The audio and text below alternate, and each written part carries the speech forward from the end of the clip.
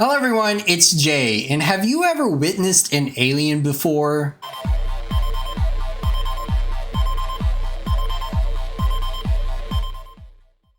Today, I want to talk about this hidden alien movie from the 2000s known as Invasion or known as Infection. It is really interesting with how the story plays out, but also terrible with its acting. I stumbled across this movie in the 2010s on Netflix when Netflix was barely coming up from streaming. During this time, low-funded films were plastered all over the platform. Movies like this one, Grave Encounters, and Transmorphers were showcased, which made for an interesting movie night. So with that being said, let's get right into the movie. Invasion starts out as a lower budget Blair Witch. A lot of films from the 2000s saw how successful Blair was with its storytelling narration behind its found footage. And you can see the success carried on with movies like Paranormal Activity, but Invasion or Infection fails to pull this off due to some poor effects and very poor acting. Invasion occurs whenever a supposed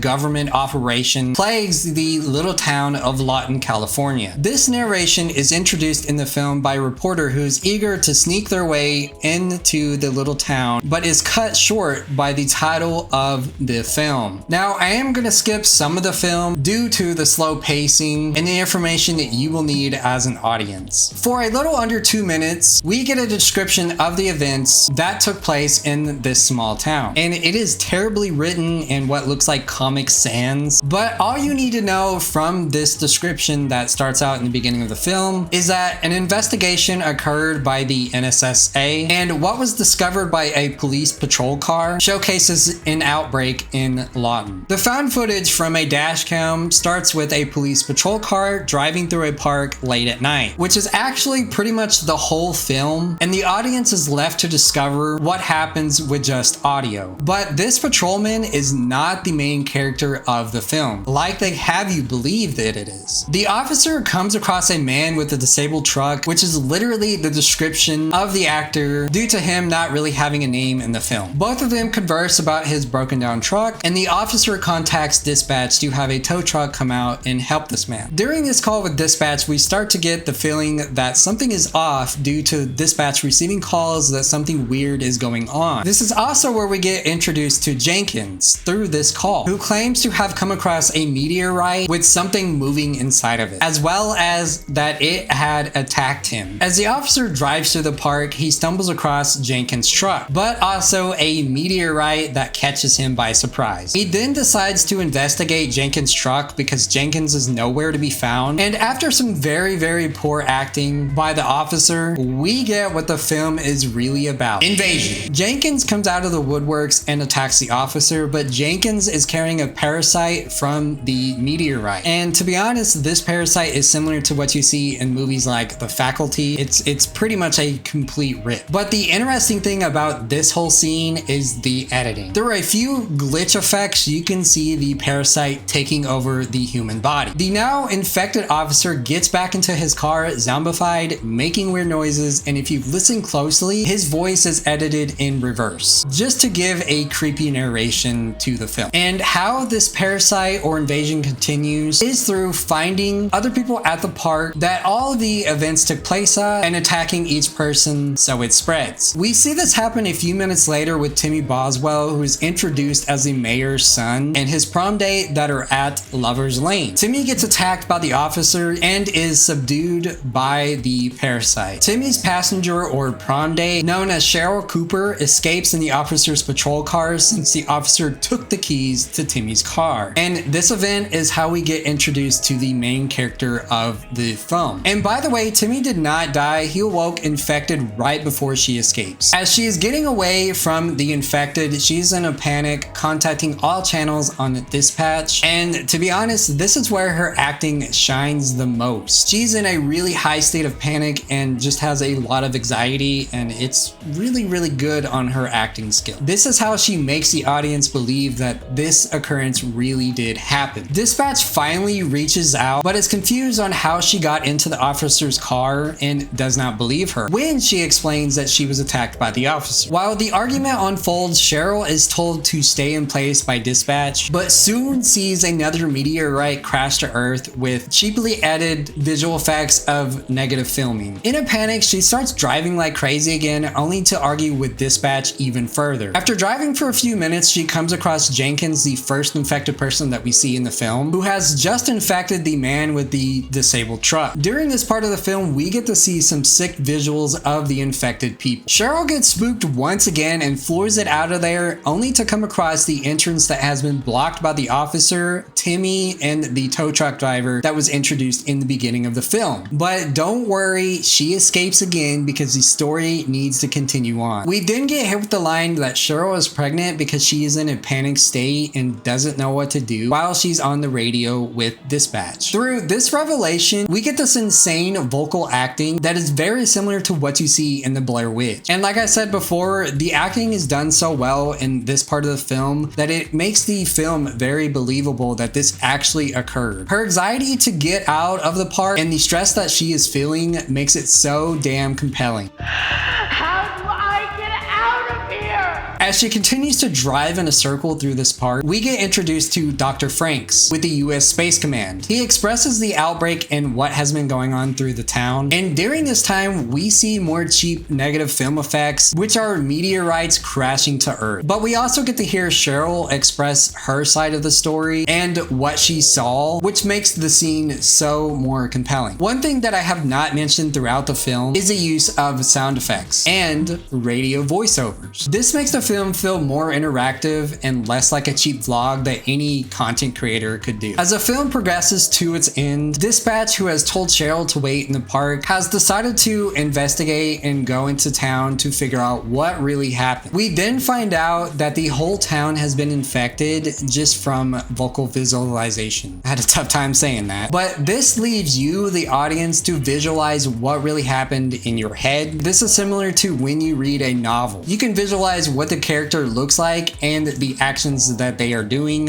in your head. That is just an interesting take on a film. Dispatch tells Cheryl to get out of the vehicle but stay in the park while waiting for help to arrive. She has no luck and gets back in the patrol car, but while waiting in the car, she is contacted by the doctor, who we then find out has been infected. Side note, while all this is going on, she sees herself out in the distance and starts claiming that it is her and she is going to die, which is such a weird effect to throw into an alien movie. It's like she can see her own ghost, and it just doesn't work with the film. Cheryl leaves the patrol car again, and we get dash cam footage of her pacing back and forth while Dispatch is fighting off the infected over the radio, which is another good use of audio visuals. This is also where we find out that Dispatch has been infected as well due to fighting off a swarm of the parasites. While Cheryl is still frantically pacing back and forth in front of the officer's car, our prom date Timmy and none other than Jenkins come out of the woodworks